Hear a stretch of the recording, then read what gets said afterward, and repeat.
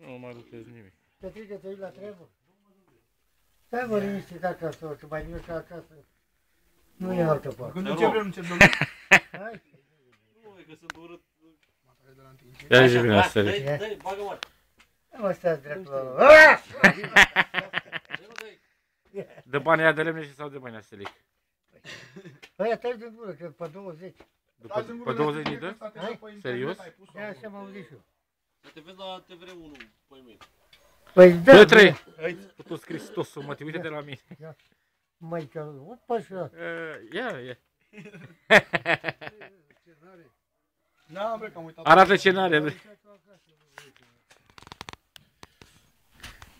Da, gelule, mergem luăm banii pe lemne. Hai să stau jos cu ăla. Sănătate, domn Petrică! Să trăiești, domnul Gelu. Trăiască PNL-ul și Hai că trece Dădica, pe arăt eu cum zici tu, nu ai noroc.